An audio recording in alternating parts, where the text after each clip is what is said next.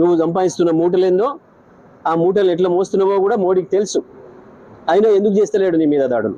బహుశా రాహుల్ గాంధీకి పంపిస్తున్నాను మోసం చేస్తూ మోడీ కూడా పంపుతున్నట్టున్నావు. ఏ పార్టీ ఎన్ని పార్టీలు మార్చినావు నువ్వు? ఎన్నికల తర్వాత ఏ పార్టీ మారుస్తావు అనేది ప్రజలకు అనుమానం ఉంది నీ పైన. డిసెంబర్ 9 నాడు ఇస్తే అన్ని తీసుకుపోండి అని చెప్పినావు. డిసెంబర్ పోయింది, జనవరి అన్నావు, మార్చి అన్నావు, ఇవాళ మళ్ళా ఆగస్ట్ అని నువ్వు చెప్పినా, లక్ష్మీనరసింహ స్వామి సాక్షిగా చెప్పినా, నువ్వు ఎవరు సాక్షిగా చెప్పినా ప్రజలు నమ్మడానికి సిద్ధంగా లేరు. కొచ్చుకున్నాడు, అసలు పిసిసి అధ్యక్షుడికి అర్హత లేదు, దాన్ని మేము అంగీకరించాం అని మాట్లాడిన మాటలు మర్చిపోయినా అనుకుంటారా? కోమటిరెడ్డి సోదరులు మాట్లాడిన మాటలు ప్రజలు మర్చిపోయిందా?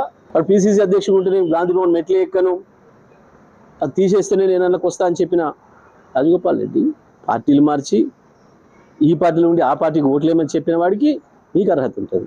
నిజమే, కోమటిరెడ్డి వెంకరెడ్డి పెద్ద త్యాగ పురుషుడు అని మాట్లాడుతున్నావు. అందరికీ తెలుసు ముఖ్యమంత్రి కిరణ్ కుమార్ రెడ్డి రేపు ముడ్డు మీద దాన్ని తీసేస్తున్నాడు మంత్రి పదవి అంటే ఓ డ్రామా కంపెనీ పెట్టిన సంగతి ప్రజలందరికీ కూడా తెలుసు.